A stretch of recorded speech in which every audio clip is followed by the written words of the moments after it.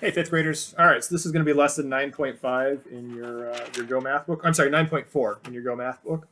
So there's two words that we need to talk about before we really get into like the meat of it, which is actually a lot like just the previous lesson.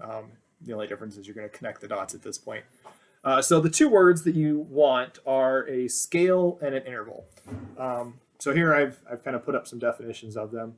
But basically, scale is a set of numbers on a graph that help to illustrate the data.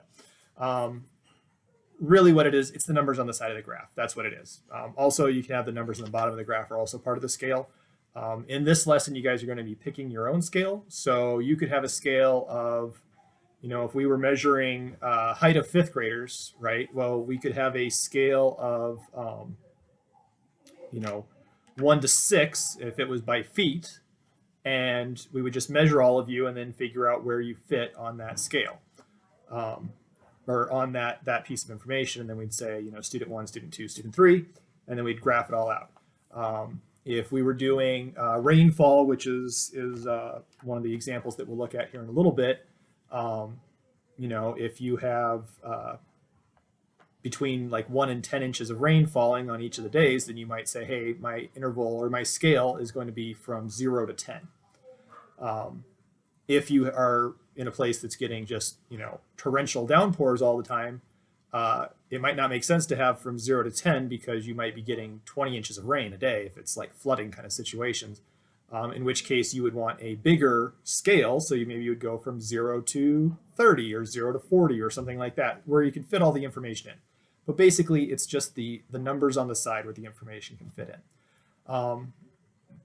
The other word, interval, right there, is the difference between the numbers on the scale. So if you're doing inches of rainfall, right, and it might make sense if you're just going from 1 to 10, it might make sense just to have 1, 2, 3, 4, 5, 6, 7, 8, 9, 10. If, however, you're doing something like temperature, measured in Fahrenheit over the course of a year, well, you're going to have temperatures that are, 0 or lower, but you're also going to have temperatures that are up into the 70s, 80s, 90s. If your interval is just by one, so you're counting 1, 2, 3, 4, 5, 6, all the way up to 100 or 110, that's not going to make very much sense, right? Your graph is going to either have to be very huge or your numbers are going to have to be very tiny. So instead, you might use an interval of like, our interval is going to be 10. So we'll just count by tens, 10, 20, 30, 40, 50, 60, up to 100. Maybe you'd use like by fives if you want to be just a little more accurate, something like that. But that's all the interval is. Essentially, it's what are you skip counting by? Are you counting by ones? Are you counting by twos, by threes, fives, tens, 100? There's all sorts of intervals. It's just whatever makes the most sense for your graph. So let's take a look at, this is actually going to be on page 552. So let's take a look at the example that they have, which involves rainfall collected over the course of a week. So here's the data, which you guys can all see there on page 552. Now, one interesting thing with this is that this time we are going to be still writing our ordered pairs, but now you're not going to have numbers for both pairs, right? So previously, an ordered pair might be 1, 5 inside parentheses. In this case, though, we can still do ordered pairs with this information. Now notice that we have days of the week, which is a unit of time, so that's what we're going to use. Also, that's the thing that isn't being measured, right? It's just kind of the standard, this is where it's at. Whereas the rainfall, that's the data that we're collecting, so that's the information that we're getting. So this is going to be our x-axis, and this is going to be our y-axis. And if I want to write these as ordered pairs, I'm going to do it exactly like you would do if they were numbers. So for the first one, I'm just going to have Monday, 2, because they collected 2 inches of rain on Monday. Tuesday is going to be the same thing, except for Tuesday. So Tuesday, 2, just like that.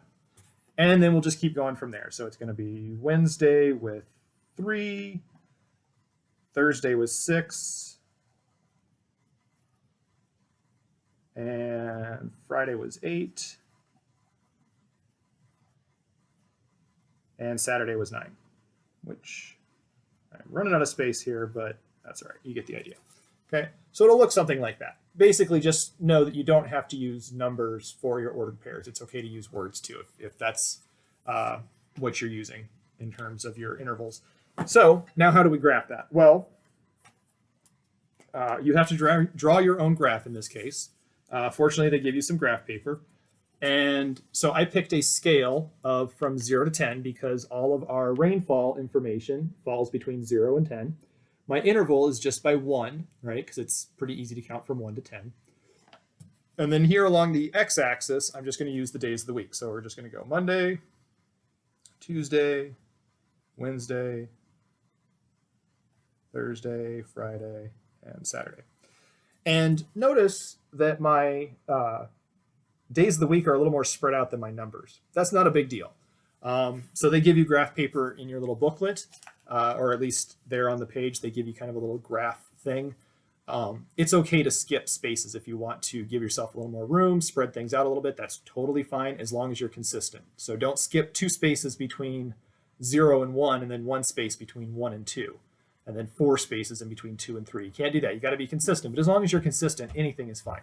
Also, do me a favor. I know that there's that pretty green box around the little graph paper. Don't use the green box as your lines on your graph. It's just maybe a little bit of a personal preference on my part, but really there's curves there on the sides where your origin would be. So just draw your own lines. It gives you graph paper. You can draw your own lines. It'll be okay. All right, so if we were going to graph this out, we just go Monday. Okay, Monday was 2. So we'd go over to 2, or over to Monday, up to 2. Tuesday was also 2, so it's going to be a straight line there. Wednesday goes up to 3, so over to Wednesday, up to 3, which is like that. Thursday was up to 6. That's going to be about right there.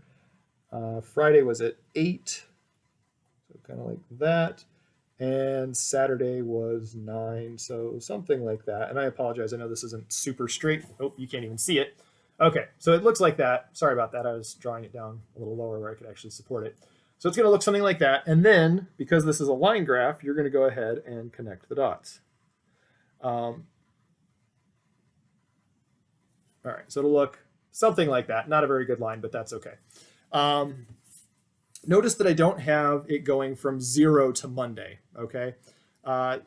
That's because Monday is actually our starting point. That's where our information is starting at. There is no before Monday in terms of collecting. You can't say that like, oh, there was 0 rainfall before Monday or 0 rain collected before Monday. There probably was because you weren't collecting any, but just don't do that. So sometimes it makes sense to start at that 0. Other times it doesn't. In this case, just start with your first data point, and go from there. All right, so there's that one. Just as another example here, so this is the next page, just because I kind of want to walk through. So this is number 1. This is page 553, and here's the information. You can obviously see it in your own book, but it's months and then temperature.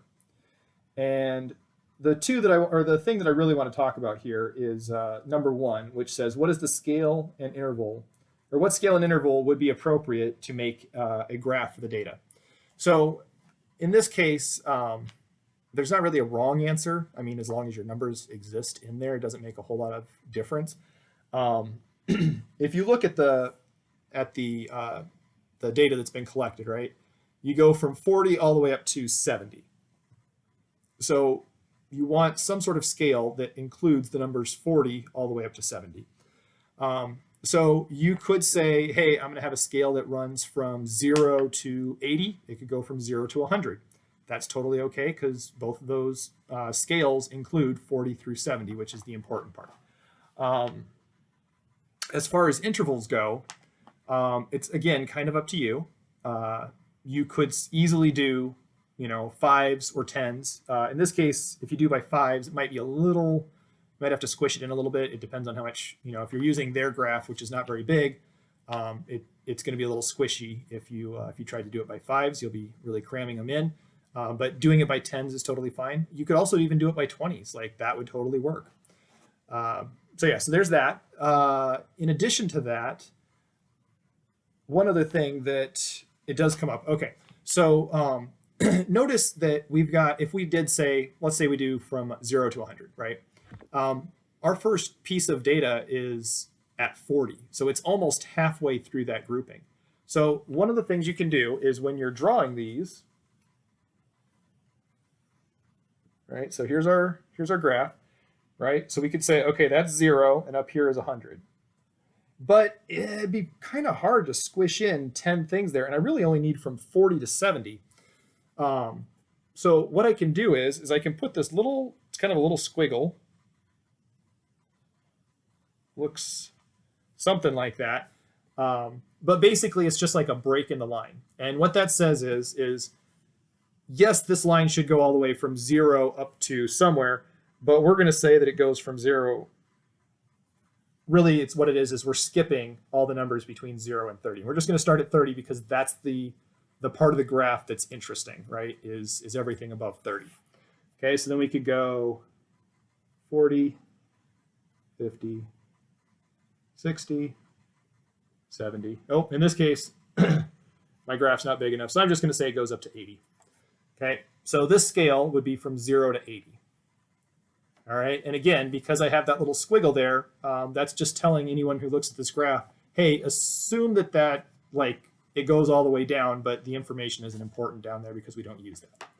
Okay, and then across the bottom, now for our information here, we've got months. So across the bottom, what we would do is we would just put in January, February, March, April, et cetera, et cetera. Okay, so it's just going to look just like that. And then all you do is you start graphing your information. Your month is going to be your x-axis, and your temperature is your y-axis, and you just go from there. So hopefully that helps.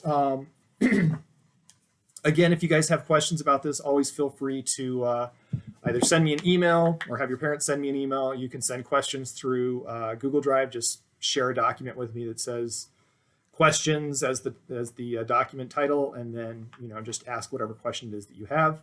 I will try to be checking this throughout the day, so hopefully I can get to you. For homework or for the assignment, basically I want you to do all of them. All of them for the classwork and all of them for the homework. That's kind of the assignment, which I believe should be on the sheet that I shared or that I gave to your parents when they picked up your stuff. So yeah, that'll get you through 9.4. I think we're finding out here in the next day or two whether or not we're going to have school the rest of the year. So some of you maybe fingers crossed that we won't, if this is the way that you like doing it. Maybe some of you fingers crossed that we will. I'm sure your parents will have fingers crossed that they will, so that they can get a break. But it'll just kind of be what it'll be. So if we don't have school, then I guess we'll just kind of keep doing it this way, and I'll be very sad. But if we do have school, then I'll see whenever it is that we're going to have school. But I'm kind of expecting them to say that they're just going to cancel school. A lot of states have already canceled school for the rest of the year, so that might just be where we're at. Anyway, so yeah, so good luck. Do all your work. Please be keeping on top of this. I know that it's kind of crazy doing schoolwork this way, but you guys are awesome, and I know you can do it. And also, it's important because there will be school again someday, and when that happens, you guys are going to want to have this information. Your teachers in 6th grade are going to assume that you know this stuff. So anyway, good luck, and let me know if you have any questions.